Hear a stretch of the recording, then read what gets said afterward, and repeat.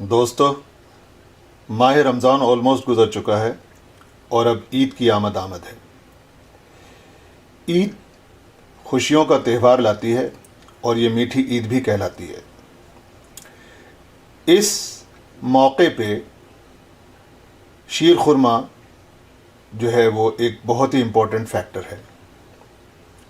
शीर खुरमा अमूमन आम तौर पे हर घर में बनाया जाता है, लेकिन खुसूसन ईद के त्यौहार के मौके पर ज़रूर बनाया जाता है।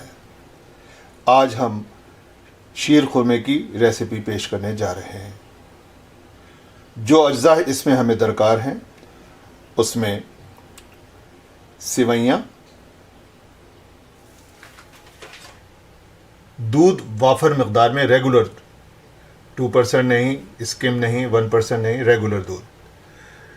साथ ही साथ हम इसमें हैफ़ एंड हैफ़ भी लेंगे, थोड़ा सा इसको गाढ़ा करने के लिए। हम अमूमन लोग जो हैं वो दूध को बहुत ज़्यादा पका के गाढ़ा करते हैं, लेकिन ये एक आसान सा तरीका है कि हैफ़ एंड हैफ़ इसमें आप मिला दें एक ख़ास क्वांटिटी में, तो दूध को इतना ज़्यादा पकाना नहीं पड़ता और फिर दूध जो है वो जल भी जाता है और बू भी आ जाती है। उन तमाम चीज़ों से जो है मतलब अवॉइड करने के लिए हैफ़ एंड हैफ़ का इस्तेमाल आसान है। यकीनन शुगर जो है वो इसमें वाफर मकदार में इस्तेमाल होगी। अगर आप अपने हिसाब से लेना चाहें तो अपने हिसाब से रख लें, लेकिन शीर खुरमे में शुगर वाफर मकदार में ही इस्तेमाल होती है।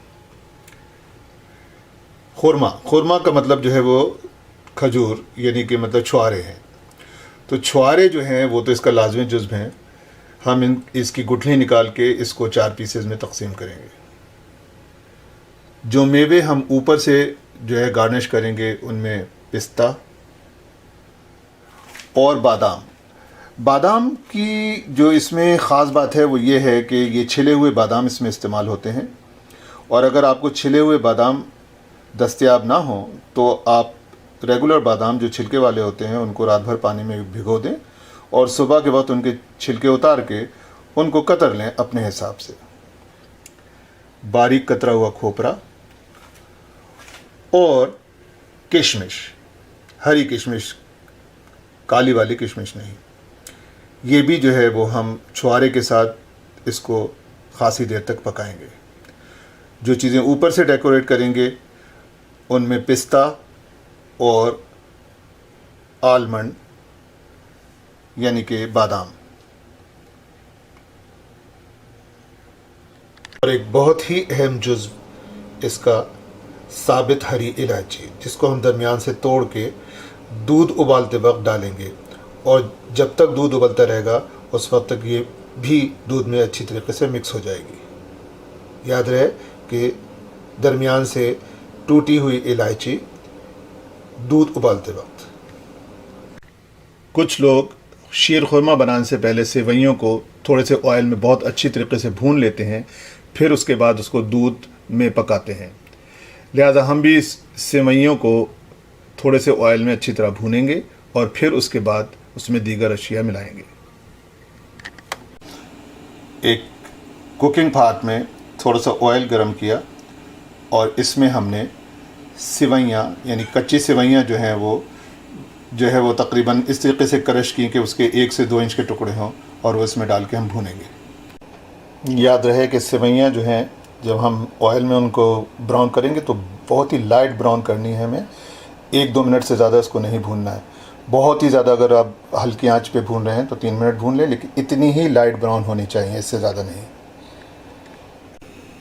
उसी कुकिंग पॉट में जिसमें हमने सेवइयाँ जो थी ब्राउन की थी, उसी में हमने बकिया ऑयल जो बचा था 1 टेबल स्पून के करीब, उसके अंदर हमने दूध डाल दिया और हम इसको बॉयल तक लेकर आएंगे और तकरीबन 10 मिनट तक बॉयल करेंगे हल्की आंच पे। मेक श्योर कर लें कि नीचे से लगने ना पाए, वरना इसमें बू आ जाएगी जलने की। दूध में उबाल आ गया है और अब वक्त है कि इसमें हम छुआरे मिला के इसको हल्की आंच पे पकाएं।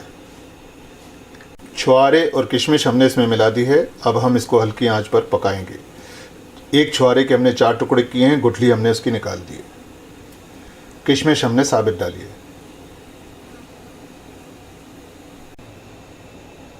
4 पीस किए हुए छुआरे और किशमिश हमने जो है दूध में डाल के उसका ढकना बंद कर दिया। जैसे ही उबाल आता है तो हम इसको 1/3 फ्लेम पे ले जाएंगे। ये तकरीबन 5 मिनट हमने इसको हल्की आंच पर जो है वो पकाया, और अब वक्त है कि हम इसमें हाफ एंड हाफ जो है वो भी डाल दें। हाफ एंड हाफ हमने डाल दिया इसके अंदर, ताकि दूध जो है वो मज़ीद गाढ़ा हो जाए।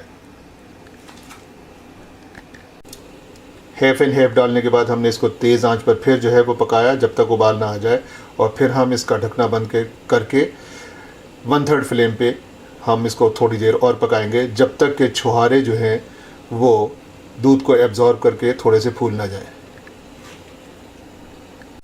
ये हाफ एंड हाफ डालने के बाद इसमें उबाल आ चुका है। अब हम इसका ढकना बंद करके लेस देन 1/3 फ्लेम पे हम इसको थोड़ी देर और पकाएंगे। हाफ एंड हाफ डालने के बाद हमने 5 मिनट इसको और पकाया। अभी छुहारों ने पूरी तरीके से जो है ना वो एब्जॉर्ब नहीं किया है, लिहाजा हम इसको 5 मिनट और हल्की आंच पे पकाएंगे। तकरीबन 15 मिनट तक हमने हल्की आंच पर इसको जो है वो पकाया है, और अब ये ज़ाहिर हो रहा है कि छुहारों ने अच्छा खासा जो है दूध एब्जॉर्ब कर लिया और वो फूल गए। अब वक्त है कि हम इसमें चीनी मिलाएं।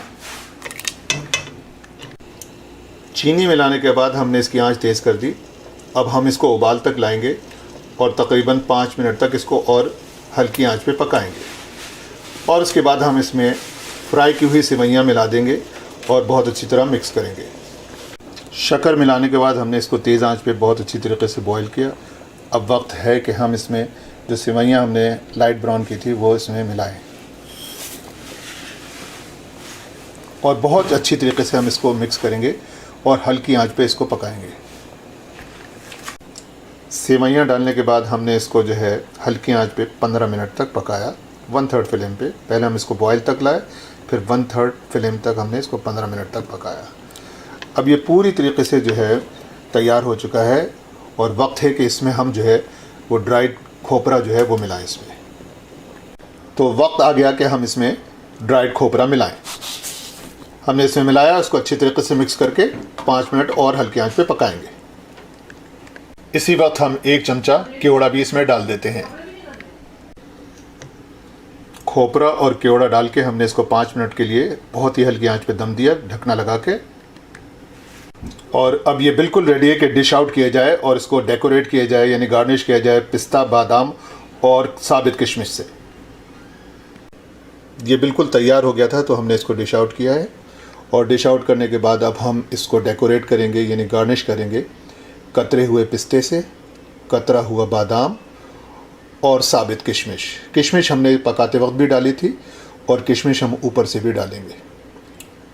सबसे पहले हमने इसको साबित किशमिश से सजाया, अब हम इसको बादाम से सजाएंगे। किशमिश से सजाने के बाद हमने इसको छिलका उतरे हुए बादाम, जिसको हमने बारीक तराशा था, उससे स्लाइस किया था, हमने उससे सजाया है। और फाइनली अब हम इसको कतरे हुए पिस्ते से सजाएंगे, और हमने इसको बहुत उम्दगी से फाइनली कतरे हुए पिस्ते से सजा दिया है। अब ये बिल्कुल तैयार है कि इसको फ्रिज में रख के ठंडा किया जाए। ठंडा होने के बाद इसको आप ईद के दिन सुबह सुबह जो है वो तनावल फरमाएं।